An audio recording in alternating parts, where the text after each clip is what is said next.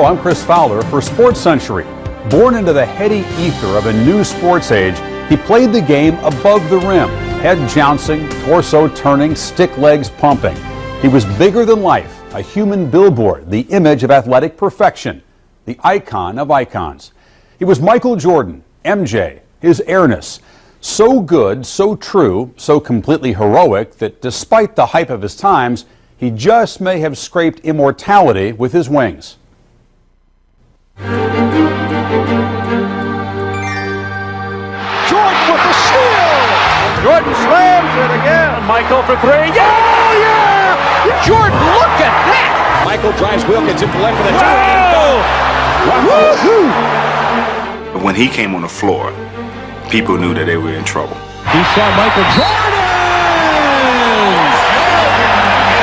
Even in a game, if I see him do something like that, I would just grab my face and be like, oh my God, what did I just see? A spectacular move by Michael Jordan! His strength is like a big man. He's the strongest guard, I'm talking about body-wise, to ever play. Michael on the drive across the lane, turnaround shot, got it! 63 for Jordan! Michael was coming in from the side, and we were running down there to try to close him off, and next thing I knew, he was going by me. A courageous, classic performance by the flu-ridden Michael Jordan. Give me the ball for the last shot. I'll do it. It is my destiny to do it. I was made by God to take the last shot. Here's Jordan. Yes! It's all over. In what was widely thought to be his last game in the NBA, Michael Jordan led the Chicago Bulls to a storybook ending in Game 6 of the 1998 Finals. Michael working on Russell. Brings them to within one. It was one of those games that it felt like we had control of the game. And I wish I had a nickel for every time you can say that about a team that Michael played on. Malone is doubled. They swat at it and steal it. You get right to the last second. He had the ball in that situation, and you expect the ball to go in the basket. Jordan, open. Chicago with the lead. He loves to compete and rise to that moment that is presented to him, and I think he seeks that moment. The Chicago Bulls have won their 6th NBA championship. But Jordan's dominance extended beyond the confines of a basketball court. It's hard to overstate Michael Jordan's greatness, but he has done it at a time when everything has come together. Michael Jordan is CEO Jordan. MJ, those New Air Jordans. He had all of the media exposure that the other guys before him didn't have on internet, cable, satellite TV. Game 4 in Chicago, in a word, Michael. Yes, it was a national holiday. Michael did not take off, he just took off on the niche. He became the Pied Piper. Television ratings followed him, fans followed him. They flocked into stores to buy anything that was endorsed by him. You better eat your Wheaties. Michael Jordan created all kinds of fans, including a lot of women fans. Please welcome Michael Jordan.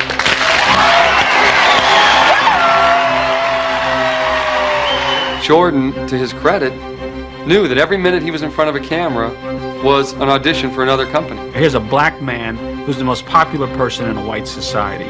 I mean, what bigger benefit for a company can there be to cross the racial divide with a guy who's popular everywhere? Like Mike, if I could be like Mike. You think about all the things that Michael Jordan's influenced, starting with the baggy shorts, bald head, the shoes. Money's gotta be the shoes. Shoes. You sure it's not the shoes? I'm sure, Mark. We see the powerful impact that he's had on our society and on our culture. Fortune magazine says Jordan is responsible for soaring revenues, an estimated $10 billion during his career.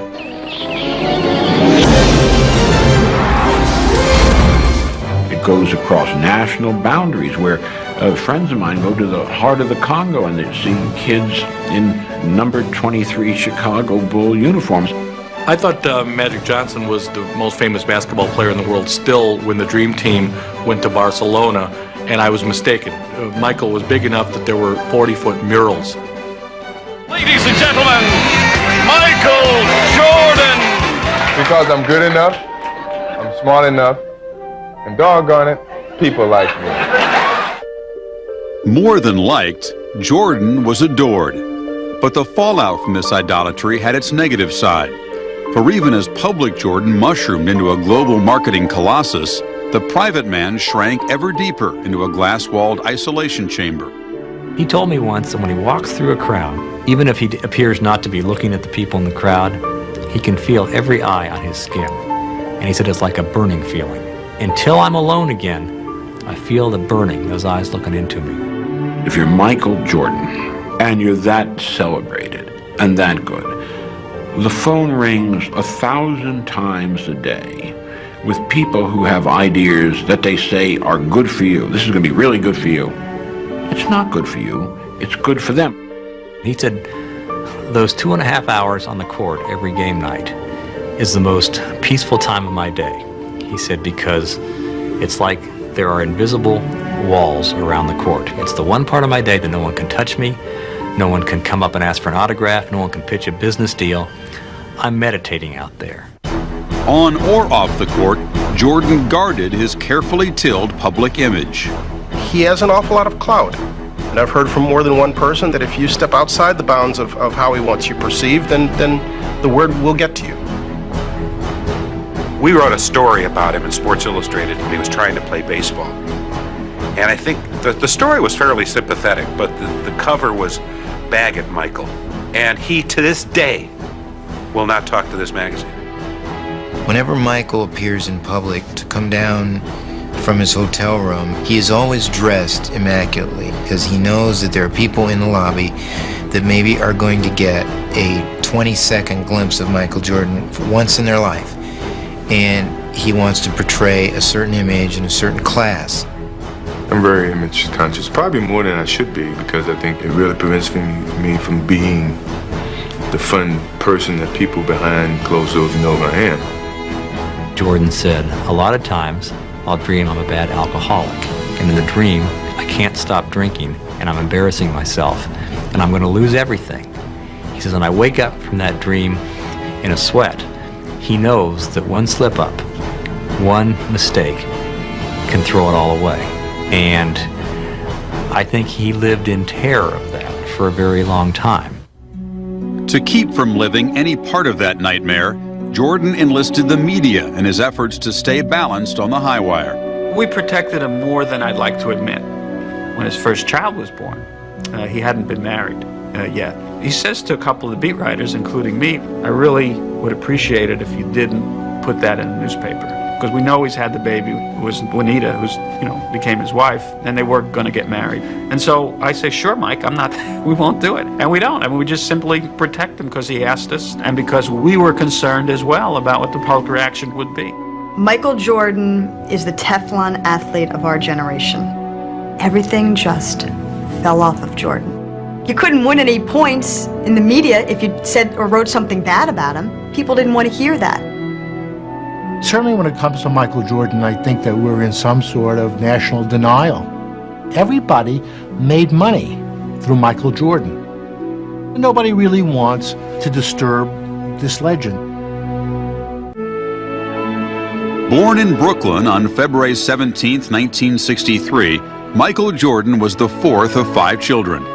When he was still an infant, his father James and mother Dolores moved the family back to their native North Carolina, where they eventually built a home in the seaside town of Wilmington.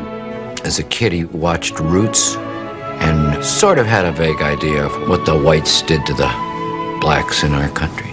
And I think that he said he got a little angry, but his parents wouldn't let him carry it very far and, be better than that, rise above it. He would watch his father working around the house, and his father would have his tongue sticking out while he was working. And whenever Michael would go to work, he'd have his tongue sticking out too. He kind of is the one that kept things going, constantly energetic, moving, involved, always involved in sports, always involved in activity. I'd say mischievous would be the best word to describe him. One day, Jordan's youthful confidence was shaken to its roots. He was only about 12 years old. He and a friend of his were swimming out by Wrightsville Beach, and they got caught in an undertow and got swept out to sea, and his friend died. That's probably where a lot of his fear of water came from. I don't think he went back to the beach that much after that. If Jordan's interest in swimming died with his friend, he always had a natural-born desire to outdo all comers, especially his older brother, Larry. I grew up playing against my brother, and that's the best way that you can learn competition. And once you feel like you can beat your brother, you can beat anybody. He just was determined that he was going to win. And once he started to beat Larry, then, well... But Jordan's secure sense of his athletic self was severely challenged during his sophomore year at Laney High School. He failed to make the varsity basketball team. He was only probably 5'9", 5'10". He was the best sophomore that we had, but at the time we really did not need a guard. He says, I looked at the list and I went down it. I went past the J's and I wasn't there. And I went back up again and I wasn't there. He says, and I ran home and my mom was at work. There was no one at home. And I went to my room and I closed the door and I cried so hard. I would venture that was the first time that Mike had ever been told he was not good enough to make a team. And it was tough, but being a competitor, he had something to prove. Jordan accepted the challenge and starred for the JV. The next year, he stood at 6'3" and joined the varsity. By the end of the 1980 season, Jordan had established himself as a major college prospect. His coming out party was the summer before his senior year when Coach Williams and the staff recognized him at camp, and then he ended up going to five-star camp and really playing great. Mike came to our camp, and Sunday afternoon, the first day he was there, I was running a gym, and he came through, and that night I went to Eddie Fogler, and Eddie said, did you see anybody you liked? And I said, Eddie, I think I just saw the best 6'4" high school player I've ever seen. You couldn't get a ticket to see him play as a senior. Everyone who from 30, 50, 60 miles around wanted to come and watch Michael Jordan play. After averaging 27 points and leading Laney High to a 19-4 season as a senior, Jordan packed his bags and headed for the only college he ever seriously considered, North Carolina. He soon learned there were no easy streets in Chapel Hill. A couple of weeks before practice started his freshman year, I said, Michael, you're going to have to do one thing. You're going to have to work a lot harder than you did in high school. And he said, I worked as hard as everybody else. And I said, do you want to be like everybody else? Number 23, Michael Jordan. Jordan's diligence earned him the respect of his coaches. And in the 1982 NCAA final against Georgetown, with the Tar Heels down 1, he wasn't afraid to pull the trigger in the final seconds. Gordy to Black. The time, 18. Shot, Jordan! Michael Jordan! North Carolina has won the NCAA championship. The confidence and the competitiveness really grew in huge leaps and bounds after that freshman year. He competed from day one, and he worked and improved his shooting, outside shooting, as he kept getting better every year he played. Gannon nearly loses it out. It is stolen now by Jordan. Uh-oh, they love that. MJ up in the rafters. Michael in the locker room before practice would point to somebody and say, I'm going to dunk on you today. And, it's like you didn't want to make eye contact with him because you didn't want to get picked. Jordan pulls up on a 3-on-2 right now. Drive! Oh, what a jam! After an All-American sophomore season, Jordan was named Player of the Year as a junior in 1984, while leading North Carolina to a #1 ranking and a meeting with Indiana in the Sweet 16. 3.5 hours before the game, we have a pregame meal and walkthrough. Pregame meal's over, we're all kind of sitting there, and Coach Knight goes down the list on who has who, and he comes to Jordan. And he gets this kind of sick look on his face, and he says, Dockage, you've got Jordan. I went back to my hotel room and I threw up. But Dockage's defense helped hold Jordan to only 13 points as Indiana upset North Carolina. Jordan never played another minute for the Tar Heels. Before winning a gold medal that summer at the 1984 Olympics, he entered the NBA draft. I told a very good friend of mine who had a draft pick that year that was pretty high in the NBA, and I said, you got to take Jordan. Well, we need a center. I said, play Jordan at center. After 2 centers were selected, Hakeem Olajuwon by Houston and Sam Bowie by Portland, it was Chicago's pick. The Chicago Bulls pick Michael Jordan. of the University of North Carolina. Rod Thorne, who drafted Michael, said at the time that he's going to be a fine offensive player, but not the kind that you could build an entire franchise around. Nobody really knew how good Michael was going to be. What were the Chicago Bulls before him? Cows. You have to remember that Chicago nights are cold, and they can be full of despair, and they can be brutal. And all of a sudden, there was something glorious right in the middle of the night. Here's a kaboom! I'm like, fasten your seatbelts. This is going to be a hell of a ride. You just knew it from day one. Earning Rookie of the Year honors, Jordan led the Bulls to the playoffs for the first time in 4 years. Then, with veterans Larry Bird and Magic Johnson, he lifted the NBA and the game itself to unprecedented heights. In his career with the Bulls, he won 10 scoring titles, including 7 straight, and had the highest career average in league history, 32 points. He got 69 points in a game against Cleveland. He also had 18 rebounds. I said to my partner, do you realize we're watching a legend? This is like watching Babe Ruth. In '92, Portland had its great season, and they were going into the finals against the Bulls, and Clyde Drexler had a great season. And there was a lot of talk that Clyde would be the MVP. Before the game, Michael says, we'll show who's the best player in the league. And he gets 35 points in the first half of Game 1 against Drexler, including 6 3-pointers with his famous sort of shrug. There's Jordan for 3! Yes! If he wanted to do something in a game, there was no stopping what he could do. Jordan demonstrated the depth of his lust for winning when he led the Bulls against the Cavaliers in the first round of the 1989 playoffs. There was 3 writers then traveling with the Chicago newspapers with the teams. And each of us picked the Cavaliers to win the series before Game 5 in Cleveland. He points to the one guy who picked him in 3, and he says, we took care of you. And then the other guy picked him in 4, he says, we took care of you. And then he looks at me and he points me in the eye and he says, and today we take care of you. Inbounds pass comes into Jordan. Here's Michael at the foul line. A shot on Elo. Good! The Bulls win! They win! People have no idea how obsessed Michael Jordan is with winning at something. Not just beating you when he was in his prime, but humiliating you, with putting you away, with putting you down, so that you were no longer a threat to compete with him again. Oh, and Reggie Miller came over and smacked Michael. Okay, and MJ is upset about it, and I can't blame him. Yes, sir. He ran right into him, and we got a brouhaha here. It was my mother and Michael and myself playing just a simple game of Go Fish or something, and I caught him cheating my mother. And I said, are you that competitive? Were you going to cheat my own mother in cards? I said, you got to be kidding me. One day they fly into Portland, and the trainer notices that Michael is giving one of the baggage handlers a $50 bill. Michael says, watch this. So they get down to the baggage area, and the bet is whose baggage is going to come out first. And guess whose luggage comes out first?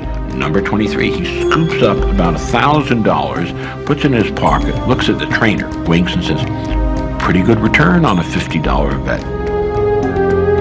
This is the winner. I'm gonna get rich. We just lost the Boston Celtics, but guess what? I'm winning!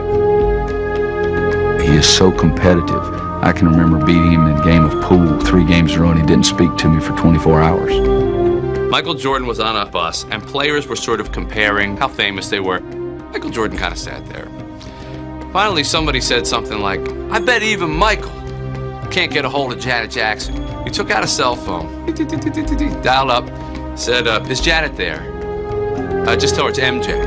You know, 2 seconds later, Janet Jackson was on the phone. I think it came from doubters early on in my life and my determination to prove them wrong, starting from my high school coach that cut me to my principal who said that I should go to an Air Force Academy to guarantee myself a job after I finished college. If Jordan's rage to prove himself inspired his teammates, it could also burn them. I've seen Michael come in a lot of times and, knock over all the Gatorade cups and go off and say, if y'all ain't gonna play, stay in the locker room. Phil Jackson was never the coach of that team. Michael Jordan was the coach. Jordan was the one who yelled at them. Jordan was the one they feared. Jordan was the standard they had to live up to. Michael is he's killing Bill Cartwright all the time. In the locker room, in front of everybody. Cartwright gets Michael aside. And he says, look, if you ever do anything like that again, you will never play basketball because I'm going to break both your legs. He said some things to me that I really didn't like, and I couldn't take it. If you let him ride you, he would ride you to the moon. He would ride you right out of the NBA and out of your mind. Phil put Steve Kerr opposite of me, but he was giving Steve all the calls. And I'm getting like really ticked off. So I started to play very, very physical. Well, Steve started giving me hard fouls. Next thing you know, I hauled off and just whacked him right in the eye. And then Phil threw me out of practice, and I get home and I'm just like really hurt. They gave me Steve's phone number, and I got his answer machine. And I said, Steve, I am so sorry. You know, my anger got the best of me. After every fight I've ever seen him in, he's always apologized. He never wanted to hurt you. He had to do whatever he had to do to make you raise your stakes that much higher.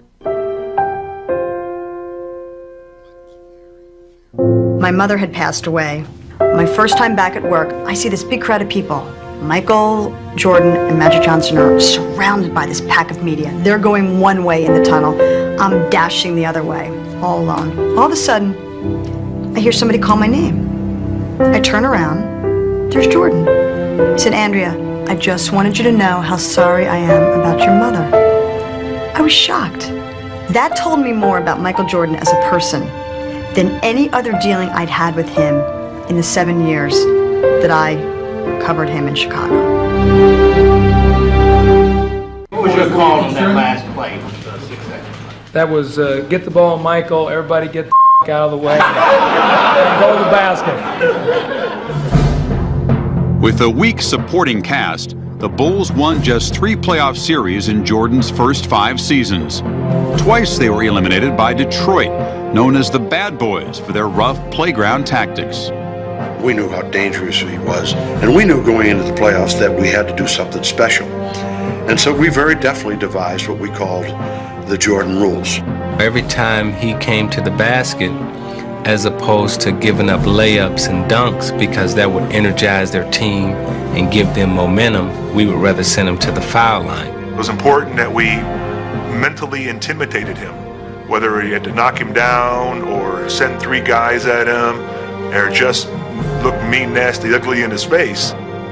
In July of 1989, Doug Collins was replaced by assistant coach Phil Jackson, who had an idea how the Bulls might win.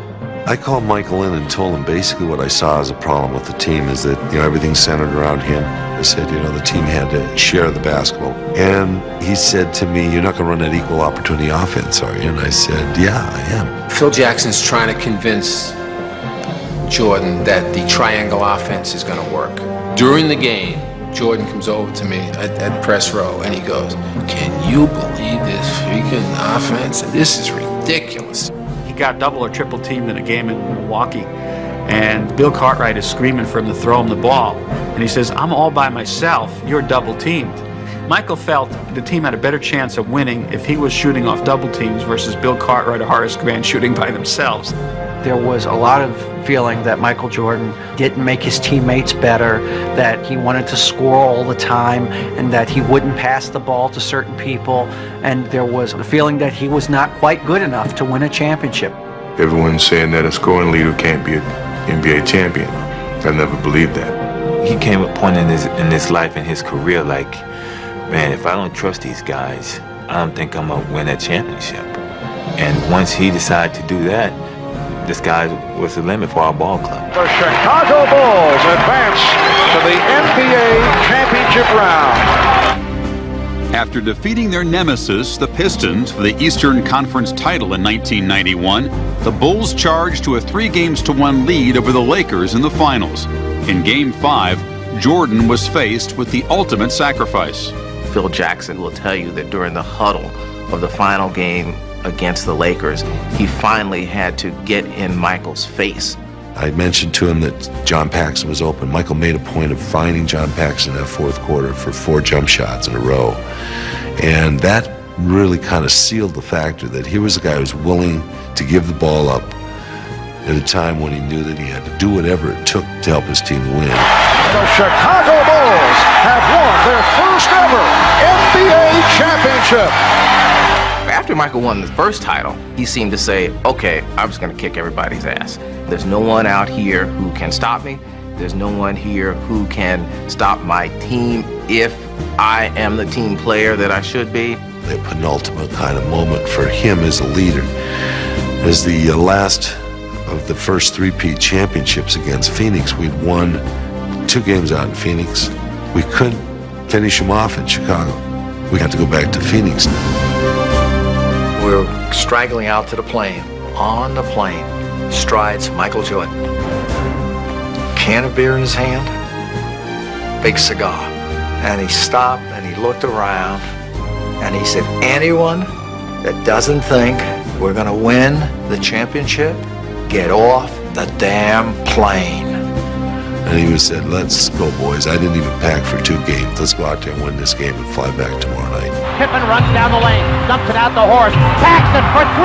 Yeah! Yeah! Hit the 3! Because Jordan had so passionately embraced the team concept, the Bulls won 3 straight championships. But soon, very soon, the team would have to adjust to life without him.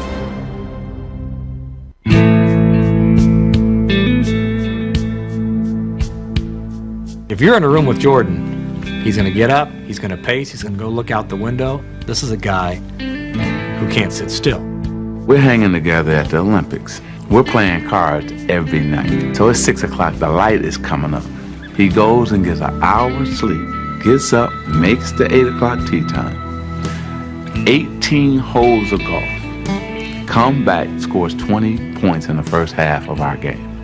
We go back to the hotel, guess what we do? Play cards all night again. The 3rd night comes around, and I'm sleepwalking now, because I got to get some rest. MJ, you gonna stay up all night with me. I said, Michael, I can't do what you do.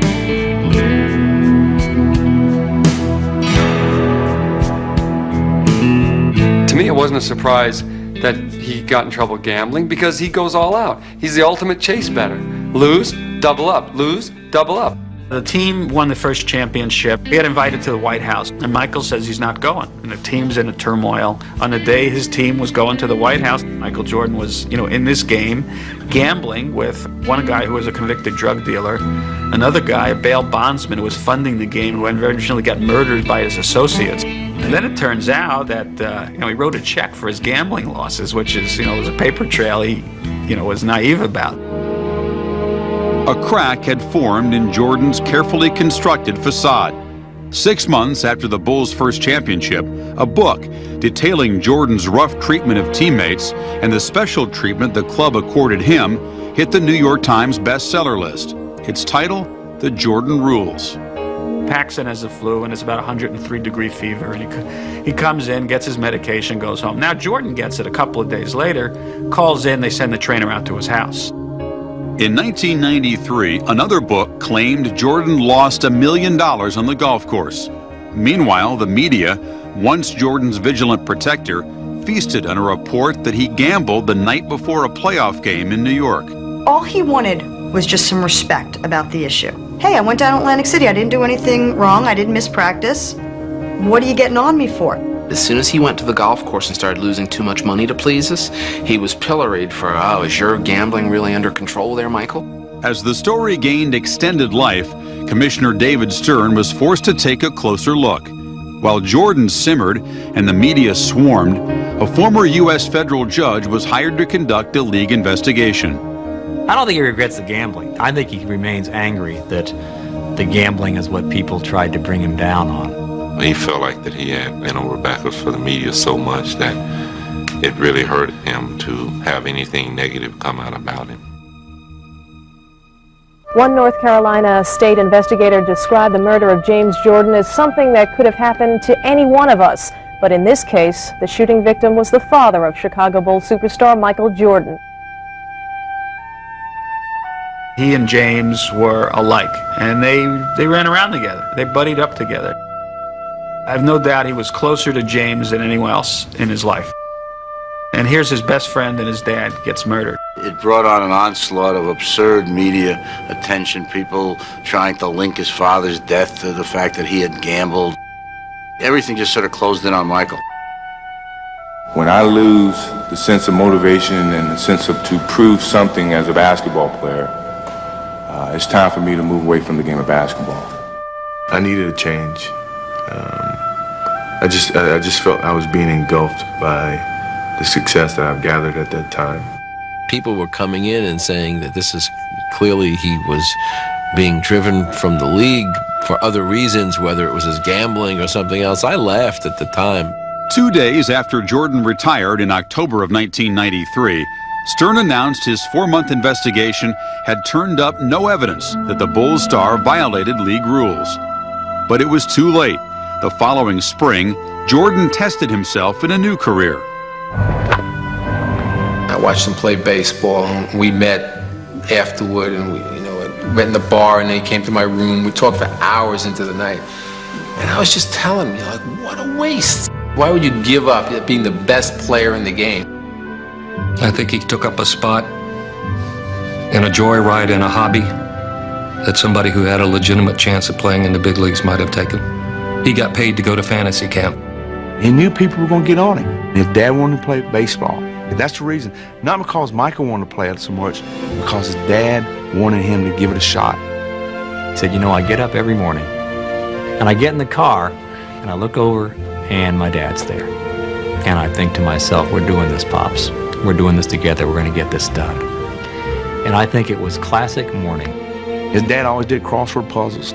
I looked up there one morning, and there he was, doing a crossword puzzle. And I never saw him do one when his father was alive. Those minor leaguers were the best thing that happened to me. It was their true love for the game. And I lost that. And I found it again, playing minor league baseball. Michael Jordan is returning. He released a press release today that said, quote, "I'm back."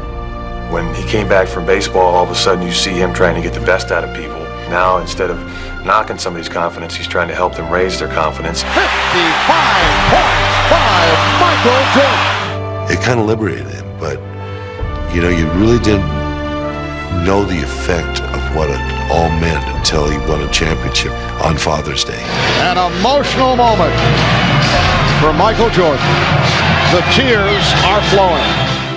That was the first time I realized that he wasn't there, and it was a very touching situation. It was very hard for me to deal with at that particular time. In his first full season back in 1996, Jordan had not only led the Bulls to another title, but a 72-10 record, the best in NBA history. He won a spot on the all-defensive team for the 7th of 9 times. And by adding a twisting fadeaway jumper to an offense that once relied on power and flight, Jordan at 33 stood alone. It's almost like he allowed us to doubt him. And then he came back and said, okay, I've shown you all that stuff. I've been through that. I'm a human just like you. But I'm still the best. With Michael, if he's going to do something, it's not worth it for him to just do it. He has to win at it. In fact, he's taught our children that. My kids love to play basketball. They ask me to come up and watch them play one-on-one. I tell my youngest to come over and sit down, and I talk to him about being able to accept losing, but yet still competing. I said, watch, I'm going to go out here and I'm going to play your brother, and I'm going to show you exactly what it's all about. So I'm playing him pretty serious, and I know that at any point in time I can steal the ball and I can go ahead and win the game. But my oldest kid hit a basket, so it's 4-2. I'm saying, well, I got to get serious here because I'm really trying to prove a point to my kid. So the oldest fakes one way, head and shoulder fakes, and throws up the most luckiest shot you ever seen, and it goes in. And I'm pissed. And I look back at my son. He looked at me and said, next. And I turned away and I smiled. I'm saying, you know what? That's my son. Because that's exactly what I would say. When we return to Sports Century, Mr. Jordan goes to Washington.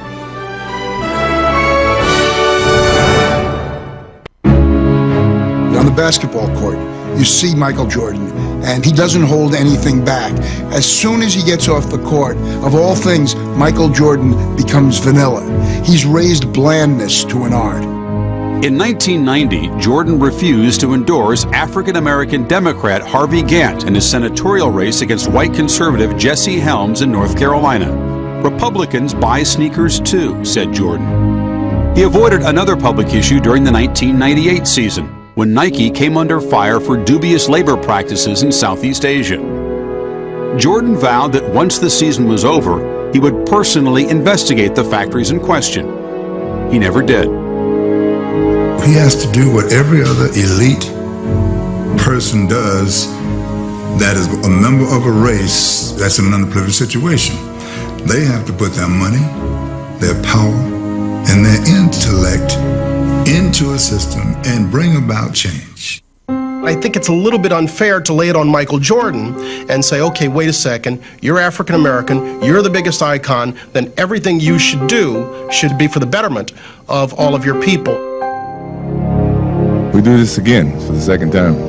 I am here to announce my retirement from the game of basketball. You know, my life will take a change, and a lot of people say, well, Michael Jordan didn't have any challenges away from the game of basketball. Well, I dispute that. More than golf awaited Jordan when he retired.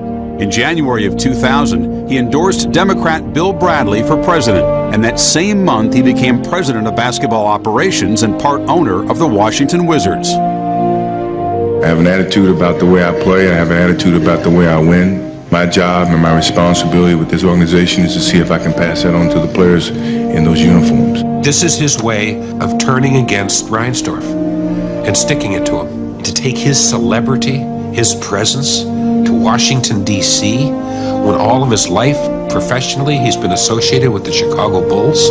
In September of 2001, the 38-year-old legend turned in his ownership shares in the Wizards to return to the floor for one last hurrah. Most press people, I believe, are basically opposed to it, and it's almost on very deeply held philosophical grounds. We want to see that shot framed in history and him never come back. In the end, it comes down to all the people who said, well, that last shot you hit to win the 6th championship game was a perfect memory. Well, that's our memory. That's not Jordan's memory. If I can do it, great. If I can't, that's great too. But you can't take my 6 championships away. You can't take all the things that I've done. Michael needed the buzz and the juice of competition. I mean, this is a guy who, without basketball, ends up at blackjack tables and on putting greens playing for a couple $100,000 just to have that adrenaline rush. Nothing else in life gave it to him, so he had to come back. Jordan drives, goes to basket, got it! He scores! Jordan scores, makes it 87-86 with 34 seconds to go! What's been impressive to me is the way that he was a very effective player, even though his physical gifts have gradually left him. He has used his mind much more than his body, I think, during this comeback. The fact that he's been able to play as well as he did, to score 43 points after he's 40 years old, I mean, you know, that's phenomenal. 6'6", Michael Jordan! I thank you for your support. Now I can go home and feel at peace with the game of basketball. Thank you very much. When Jordan's farewell tour came to a close, not all of his teammates were unhappy. I've had guys in that locker room curse at me this year, show no respect, and Michael stepped in immediately and say, we don't treat our coach that way. All these guys who thought he took away from their games this year, they're going to find out what he brought. Sometimes be careful what you wish for, you might get it. Do they answer to Michael? Do they answer to Doug? Who do they answer to? Or do they answer to both? I just know that he had a hard time communicating with some of the players who had developed a certain status in the league, and they thought maybe they weren't getting the respect that they deserved because Michael Jordan was on the team. Nobody has ever wanted it as bad as Michael Jordan has wanted it.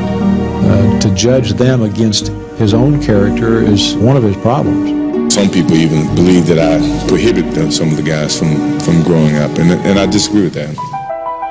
The worst thing that you can do as a manager is to fail and then blame your people for it. And that's what Jordan did with the Wizards. I think he kind of went off on a tangent by playing 2 years instead of just continuing as the general manager and try to make the team better from that aspect rather than stepping out and stepping on the floor and try to help out by also playing. I think he should have just picked one road and stuck with it. In 2003, Washington finished 37-45 for the second consecutive season and again fell short of the playoffs. The Wizards organization is in shambles, and that's a direct result of Michael Jordan running the team for 3.5 years. To a competitor, sometimes not being as successful is a great send-off, to know that you got to move on to do other things. That's how I looked at this. Jordan's abrupt dismissal from the Wizards in May of 2003 was not only caused by dissension among his teammates, but something that stung far worse. His work ethic as an executive was challenged. One of the prime examples, I think, is Jerry West, who was a great player, became a great executive because he would put in the hard time that was necessary, sitting in basketball arenas where he's watching people that are never going to be in the league, but you learn stuff. Jordan was never willing or able to do that. You can't picture Michael Jordan sitting back retired. I'm quite sure he'll be in Atlantic City and in Las Vegas and hunkered over some 4-foot putt with an ungodly amount of money riding on it. And for his sake, I hope he finds a way to find some happiness or joy just living a normal life, but I don't quite see that happening. In his last season with the Wizards, Michael Jordan's drive to succeed may well have eclipsed his ability to lead. He reportedly refused his coach's request that he be a sixth man and threatened to make personnel decisions based on who got him the ball. If Jordan's crown had slipped because he stayed too long, his enduring image will be not of smallness, but of majesty. For Sports Century, I'm Chris Fowler.